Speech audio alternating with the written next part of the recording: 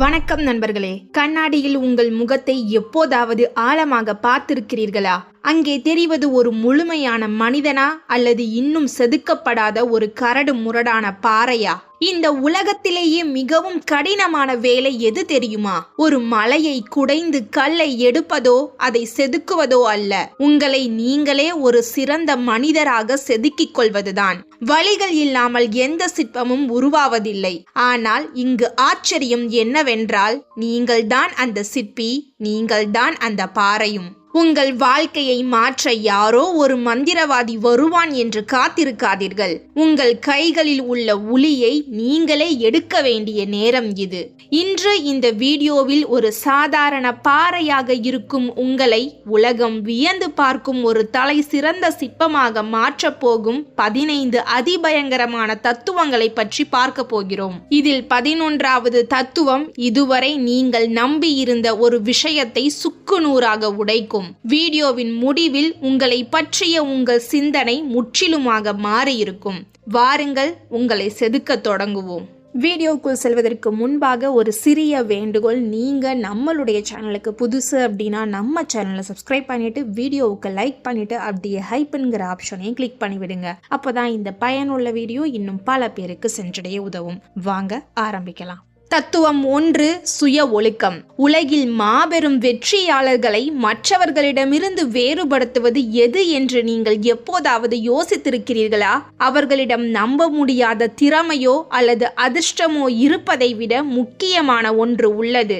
அதுதான் சுய ஒழுக்கம் என்ற தத்துவம். உண்மையில் சுய ஒழுக்கம் என்பது உங்களுக்கு பிடித்த ஒன்றை தியாகம் செய்வது அல்ல, மாறாக உங்கள் எதிர்கால மகிழ்ச்சிக்காக இன்றைய இன்பங்களை ஒரு நிமிடம் ஒதுக்கி வைப்பதாகும்.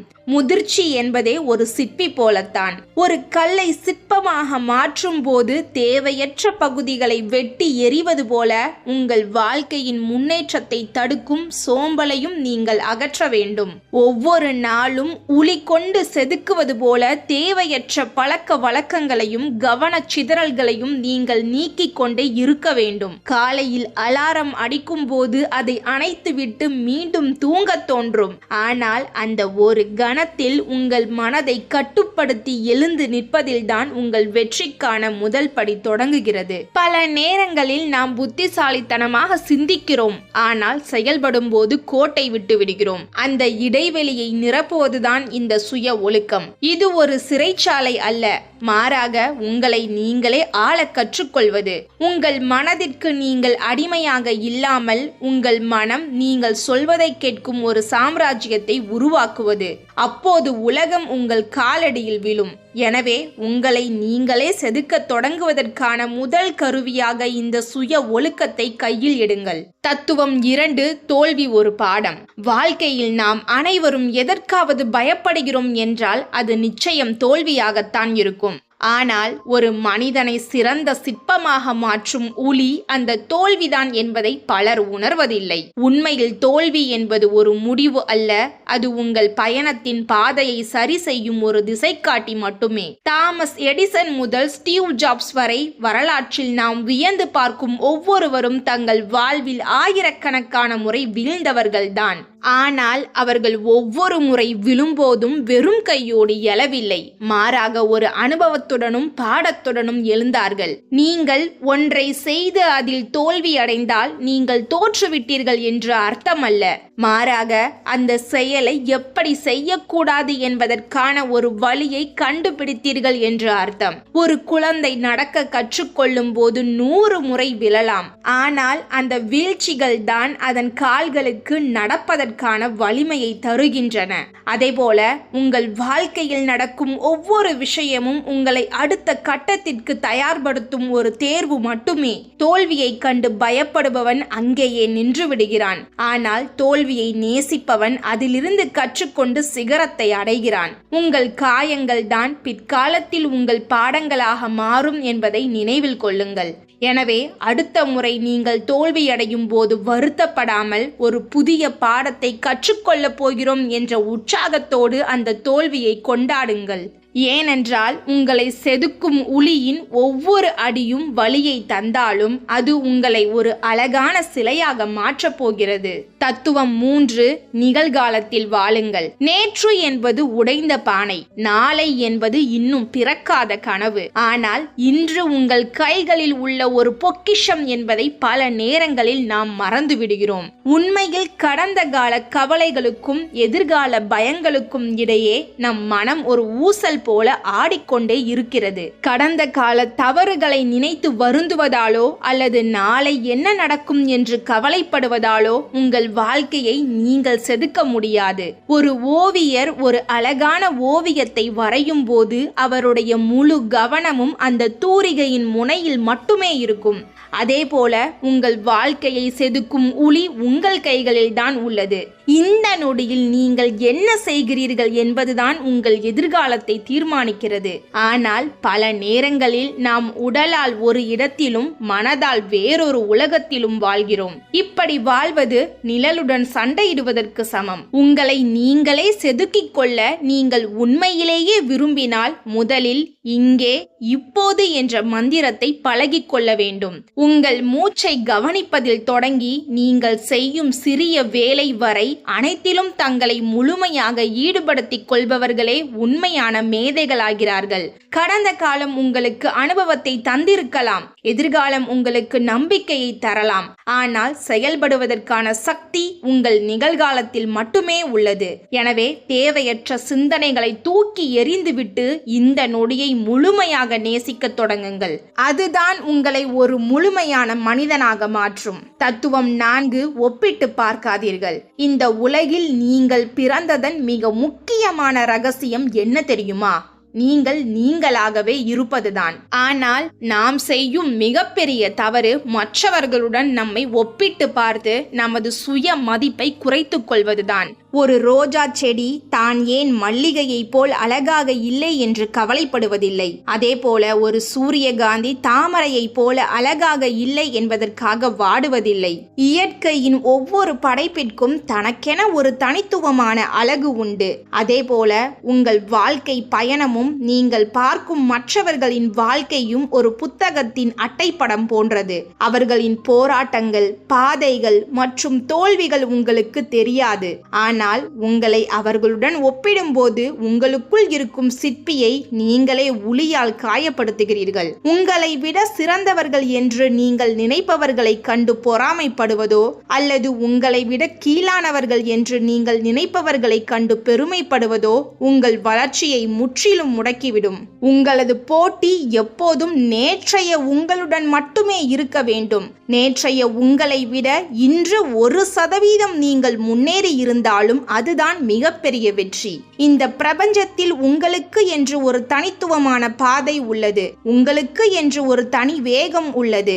வானத்தில் உள்ள சூரியனும் சந்திரனும் ஒன்றை ஒன்று முந்திக் கொள்ள முயற்சிப்பதில்லை. அவற்றுக்கான நேரம் வரும்போது அவை பிரகாசிக்கின்றன. அதே போல உங்களுக்கான நேரம் வரும்போது நீங்களும் மிகச் சிறப்பாக பிரகாசிப்பீர்கள்.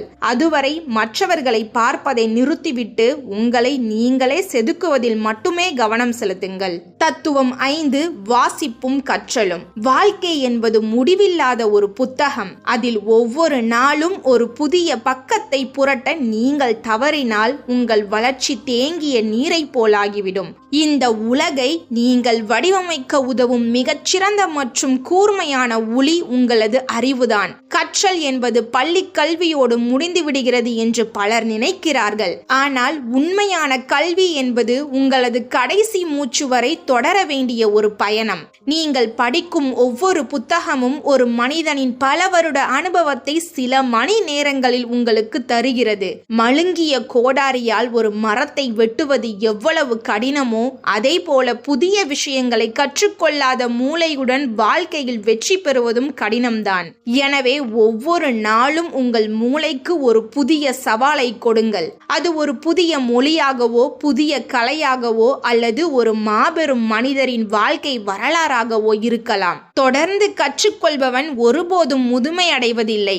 ஏனென்றால் அவனது சிந்தனைகள் எப்போதும் இளமையாகவே இருக்கும். இருட்டில் பூமிக்கடியில் இருக்கும் ஒரு விதை எப்படி மண்ணை பிளந்து கொண்டு வெளியே வர முயற்சிக்கிறதோ அதே போல நீங்களும் அறியாமை என்ற இருட்டை கிழித்து அறிவின் ஒளியை நோக்கி முன்னேற வேண்டும். நீங்கள் தேடும் அறிவு உங்களுக்கான வாய்ப்புகளை உருவாக்கும், உங்கள் தன்னம்பிக்கையை அதிகரிக்கும். மேலும் இந்த சமூகம் உங்களை எப்படி பார்க்க போகிறது என்பதை தீர்மானிக்கும். எனவே தேடுவதை நிறுத்தாதீர்கள். ஏனென்றால் தேடல் உள்ள இடத்தில்தான் வாழ்க்கையின் ரகசியங்கள் ஒளிந்திருக்கின்றன. ஒவ்வொரு நாளும் புதிதாக ஒன்றை கற்றுக்கொள்ளுங்கள். அது உங்களை ஒரு அறிவு சிற்பமாக மாற்றும். தத்துவம் 6 பொறுமை. மண்ணில் ஒரு விதையை விதைத்த மறுகணமே அது பழம் தர வேண்டும் என்று எதிர்பார்ப்பது எவ்வளவு முட்டாள்தனமோ அதே போல உங்கள் உழைப்பின் பலன் உடனடியாக கிடைக்க வேண்டும் என்று எதிர்பார்ப்பதும் முட்டாள்தனமே. உண்மையில் பொறுமை என்பது சும்மா உட்கார்ந்திருப்பது அல்ல. அது உங்கள் இலக்கை நோக்கிய பயணத்தில் நீங்கள் காட்டும் ஒரு வீரமிக்க காத்திருப்பு.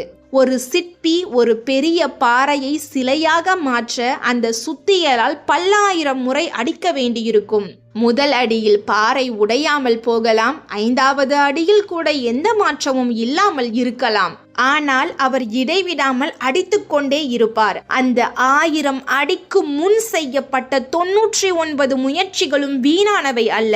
அவை ஒவ்வொன்றுமே அந்த இறுதி வெற்றிக்கான அடித்தளம் என்பதை புரிந்து கொள்ளுங்கள். உங்கள் வாழ்க்கையிலும் நீங்கள் எடுக்கும் முயற்சிகள் தோல்விகளாக தோன்றலாம். உங்கள் வளர்ச்சி மற்றவர்களுக்கு தெரியாமல் இருக்கலாம். ஆனால் பூமிக்கு அடியில் வேர்கள் ஆழமாக ஊன்றி இருக்கும் வரை மரம் ஒரு நாள் வானத்தை நோக்கி உயரும் என்பதை நினைவில் கொள்ளுங்கள். அவசரம் உங்கள் அறிவை கெடுக்கும், ஆனால் பொறுமை உங்கள் பாதையை தெளிவாக்கும். இந்த உலகம் மிக வேகமாக இயங்கிக் கொண்டிருக்கலாம், ஆனால் இயற்கையின் விதிகள் ஒருபோதும் மாறுவதில்லை. ஒரு கரு உருவாவதற்கு எப்படி 9 மாதங்கள் ஆகுமோ அதே போல ஒரு மாபெரும் வெற்றிக்கும் நேரம் தேவைப்படும். தோல்விகளும் தடைகளும் வரும்போது சோர்வடையாமல் இதுவும் கடந்து போகும் என்ற மனநிலையுடன் காத்திருங்கள். ஏனென்றால் பொறுமையோடு இருப்பவர்கள் எதை இழந்தாலும் இறுதியில் ஒரு மாபெரும் விஷயத்தை சாதிப்பார்கள். உங்களுக்கான நேரம் வரும். அதுவரை உங்களை செதுக்கும் உளியின் சத்தம் குறையாமல் பார்த்து கொள்ளுங்கள். தத்துவம் 7 தோல்விகளை உளியாக கருதுங்கள். ஒரு அழகான சிற்பம் உருவாக வேண்டும் என்றால் கல்லில் விழும் ஒவ்வொரு அடியும் வலியை தரும். ஆனால் ஒவ்வொரு அடியும் கல்லில் உள்ள தேவையற்ற பகுதிகளை அகற்றி அதற்குள் மறைந்திருக்கும் ஒரு அற்புதமான உருவத்தை வெளிக்கொண்டு வரும். அதே போல உங்கள் வாழ்க்கையில் நீங்கள் சந்திக்கும் தோல்விகள், அவமானங்கள் மற்றும் தடைகள் உங்களை உடைப்பதற்காக வந்தவை அல்ல.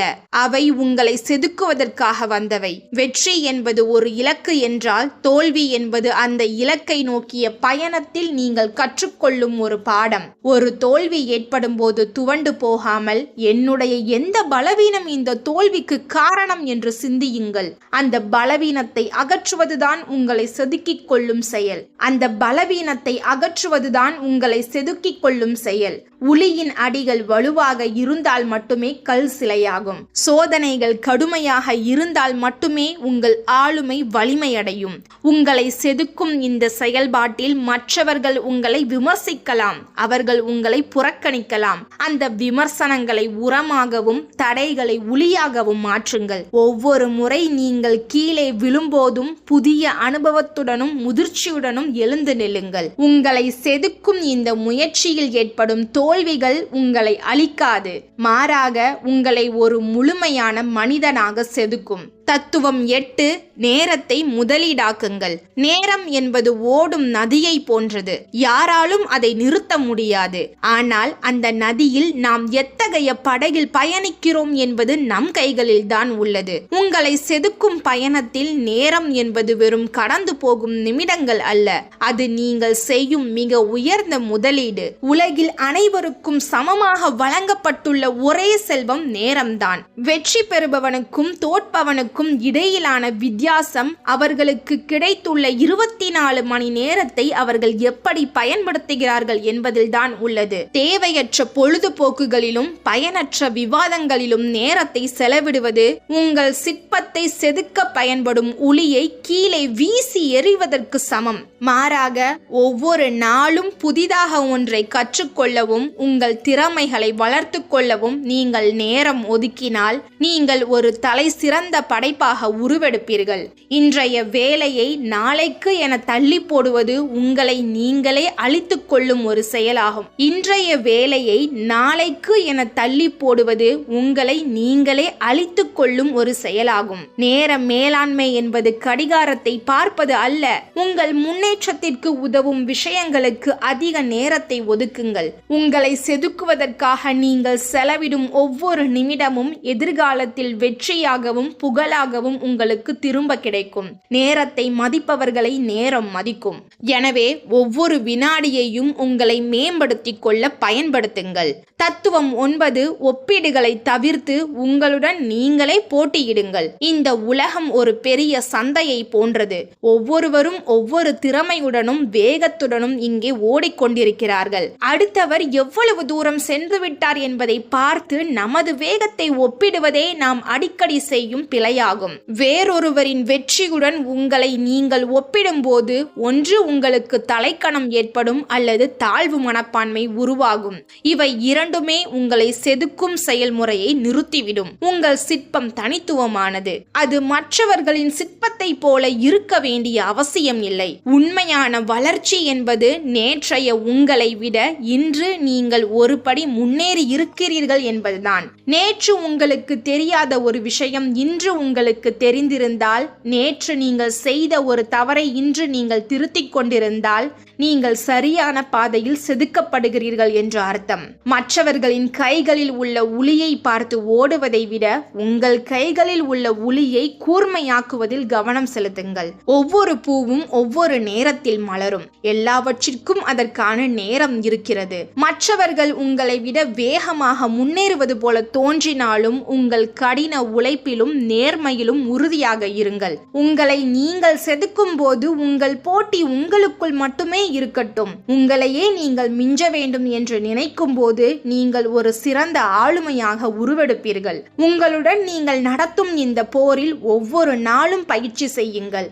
அதுவே உங்களை மிகப்பெரிய உயரங்களுக்கு கொண்டு செல்லும். தத்துவம் 10 இலக்கை அல்ல பயணத்தை நேசியுங்கள். ஒரு சிறப்பான சிலையினை செதுக்கும் போது அந்த சிற்பி ஒவ்வொரு கணமும் காட்டும் கவனமே அந்த சிலை எப்படி வரும் என்ற கற்பனையை விட அதை மிக அழகாக மாற்றுகிறது. நாமும் நம் வாழ்வில் ஒரு பெரிய இலக்கை நோக்கி ஓடும்போது அந்த இலக்கை அடைந்ததும் எல்லாம் முடிந்துவிடும் என்று நினைக்கிறோம். ஆனால் உங்களை நீங்களே செதுக்கிக் கொள்ளும் இந்த பயணம் ஒவ்வொரு தொடர்ச்சியான செயல்முறையாகும் என்பதுதான் உண்மை. இலக்கை அடைவது என்பது வெறும் ஒரு புள்ளி மட்டுமே. ஆனால் அந்த இலக்கை நோக்கி நீங்கள் எடுக்கும் முயற்சிகளும் நீங்கள் கடந்து வந்த பாதையும் தான் உங்களை ஒரு வலிமையான மனிதராக உருவாக்குகின்றன. மகிழ்ச்சியாக இருக்க வெற்றி பெறும் வரை காத்திருங்கள். ஒவ்வொரு நாளும் நீங்கள் எடுத்து வைக்கும் சிறிய அடிகளை கொண்டாடுங்கள். உங்களை செதுக்கும் பணியில் ஏற்படும் சவால்கள், கற்றல்கள் மற்றும் மாற்றங்களை நேசியுங்கள். ஒரு செயலை நீங்கள் ரசித்து செய்யும் போது அது சுமையாக தெரிவதில்லை, அது ஒரு தவமாக மாறுகிறது. நீங்கள் அடையும் வெற்றியை விட அந்த வெற்றிக்காக நீங்கள் எப்படிப்பட்ட மனிதராக மாறுகிறீர்கள் என்பதே மிக முக்கியமானது. முழுமை என்பது ஒரு நிலையான இடம் அல்ல, அது ஒரு தேடல். இந்த உலகத்தை விட்டு செல்லும் வரை உங்களை நீங்களே செதுக்கிக் கொண்டே இருக்க வேண்டும். உங்களை செதுக்கும் உளி எப்போதும் உங்கள் கைகளிலேயே இருக்கட்டும். தத்துவம் 11 தனிமையை பயப்படாதீர்கள். இந்த உலகில் பலர் தனிமையை ஒரு சாபமாக நினைக்கிறார்கள். ஆனால் உண்மையில் ஒரு மனிதன் தன்னைத்தானே செதுக்கிக் கொள்ளும் மிக முக்கியமான இடம் அதுதான் தனிமை. ஒரு சிற்பி கூட்டத்தின் நடுவில் நின்று ஒரு சிலையை செதுக்குவதில்லை. அவன் தனிமையில் முழு கவனத்தோடு உளியை பிடிக்கிறான். அதேபோல உங்கள் வாழ்க்கையின் மிக முக்கியமான முடிவுகள், உங்கள் உண்மையான சிந்தனைகள், உங்கள் ஆழமான விதமான மாற்றங்கள் எல்லாமே தனிமையில்தான் பிறக்கின்றன. தனிமை என்பது மனிதர்கள் இல்லாத நிலை அல்ல, தேவையற்ற சத்தங்கள் இல்லாத நிலை. அந்த சத்தங்கள் தான் உங்கள் உள்ளே இருக்கும் குரலை அடக்கி வைத்திருக்கின்றன. எப்போதெல்லாம் நீங்கள் தனியாக இருக்க துணிகிறீர்களோ அப்போதுதான் உங்களுக்குள் மறைந்திருக்கும் உண்மையான மனிதன் வெளியில் வருகிறான். தனிமையை தவிர்ப்பவன் கூட்டத்தில் தொலைந்து போகிறான். தனிமையை நேசிப்பவன் வாழ்க்கையில் உயர்ந்து நிற்கிறான். தத்துவம் 12 உண்மையை ஏற்றுக்கொள்ளும் துணிவு. உங்களை செதுக்கும் பயணத்தில் மிக வலிமையான உளி எது தெரியுமா? அது உண்மையை ஏற்றுக்கொள்ளும் துணிவு. நான் இப்படித்தான் இருக்கேன் என்று சொல்லுவது சுலபம். ஆனால் இந்த இடத்தில் நான் தவறு செய்கிறேன் என்று ஒப்புக்கொள்வதுதான் மிகப்பெரிய தைரியம். ஒரு சிற்பி கல்லில் உள்ள குறைகளை மறைத்து வைக்க மாட்டான். அவன் அதை நேருக்கு நேர் பார்த்து இங்கேதான் செதுக்க வேண்டும் என்று தீர்மானிக்கிறான். உங்கள் வாழ்க்கையிலும் அதுதான் உண்மை. உங்கள் கோபம், உங்கள் சோம்பல், உங்கள் பயம், உங்கள் ஒழுக்கமின்மை இவைகளை மறுப்பது உங்களை பாதுகாக்காது. மாறாக உங்களை அதிலேயே சிக்க வைக்கும். உண்மையை ஏற்றுக்கொள்ளும் நாளில்தான் மாற்றம் தொடங்குகிறது. தன்னைத்தானே ஏமாற்றிக் கொள்பவன் ஒருபோதும் சிற்பமாக மாற மாட்டான். தன்னைத்தானே நேர்மையாக பார்ப்பவன் தான் ஒரு வலிமையான மனிதனாக செதுக்கப்படுவான். தத்துவம் 13 எல்லாவற்றுக்கும் ஆம் சொல்லாதீர்கள். உங்களை செதுக்கிக் கொள்ள வேண்டுமென்றால் நீங்கள் முதலில் கற்றுக்கொள்ள வேண்டிய ஒரு வார்த்தை இருக்கிறது, அதுதான் இல்லை. ஒவ்வொரு அழைப்புக்கும், ஒவ்வொரு கோரிக்கைக்கும், ஒவ்வொரு கவனச்சிதறலுக்கும் ஆம் என்று சொல்லிக்கொண்டே இருந்தால் உங்கள் வாழ்க்கை மற்றவர்கள் விரும்பும் வடிவமாக மாறிவிடும். ஒரு சிற்பி தேவையற்ற கல்லை பத்திரமாக விட்டுவிட மாட்டான், அவன் தயங்காமல் உடைப்பான். அதே போல உங்கள் இலக்குக்கு உதவாத விஷயங்களை நீங்கள் துணிவோடு விளக்க வேண்டும். இல்லை என்று சொல்வது அகந்தை அல்ல, அது சுயமரியாதை. அது உங்களை காக்கும் ஒரு கவசம். உங்கள் நேரம், உங்கள் சக்தி, உங்கள் கவனம் இவையெல்லாம் வரம்பற்றவை அல்ல. அவற்றை யாருக்கெல்லாம் கொடுக்க வேண்டும், எதற்கெல்லாம் பயன்படுத்த வேண்டும் என்று தீர்மானிக்கும் உரிமை உங்களுக்கே. தத்துவம் 14 வலியை தவிர்க்காதீர்கள். இந்த உலகம் உங்களுக்கு ஒன்று சொல்லிக் கொடுத்திருக்கிறது, வலி வந்தால் ஓடிவிடு என்று.